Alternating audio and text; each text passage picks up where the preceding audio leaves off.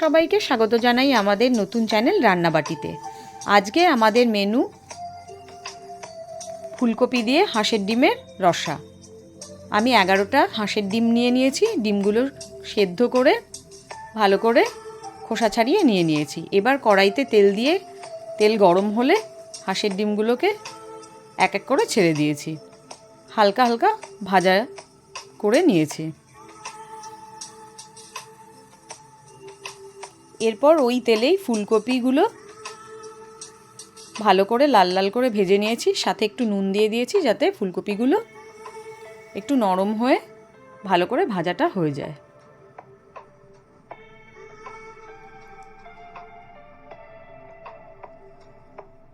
তারপর আলু কেটে রেখেছিলাম, সেই আলুগুলো কড়াইতে ভালো করে লাল লাল করে ভেজে নেব। আলুগুলো ভেজে নেওয়ার পর ওই একই তেলে আমি দারচিনি, এলাচ আর গোটা জিরে ফোড়নে দিয়ে দিলাম, তার সাথে তেজপাতা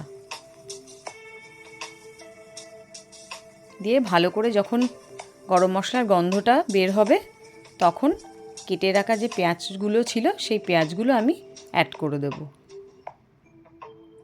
পেঁয়াজগুলো ভালো করে ভেজে নেব আর পেঁয়াজের সাথে আমি স্বাদ মতো নুনটা দিয়ে দেবো যাতে পেঁয়াজগুলো নরম হয়ে যায়।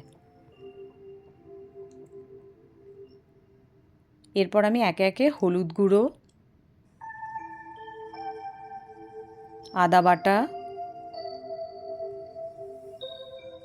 গোটা জিরে, ধনে, কাঁচা লঙ্কা, শুকনো লঙ্কা বাটা দিয়ে দেবো 2-3 চামচ। তারপর ভালো করে মশলাটা নাড়াচাড়া দিয়ে নেড়ে নেব। তারপর কাশ্মীরি লঙ্কার গুঁড়ো অ্যাড করব। অ্যাড করে আবার কিছুক্ষণ মশলাটাকে কষে নেব। মশলাটা যখন আমার কষা হয়ে যাবে, তেল ছাড়বে, তখন আস্তে আস্তে ওই ভাজা আলুগুলো আমি আবার দিয়ে দেব। কষতে থাকবো আলুগুলো। আলুটা কিছুক্ষণ কষার পর ভেজে রাখা ফুলকপিগুলো আমি অ্যাড করে দেবো।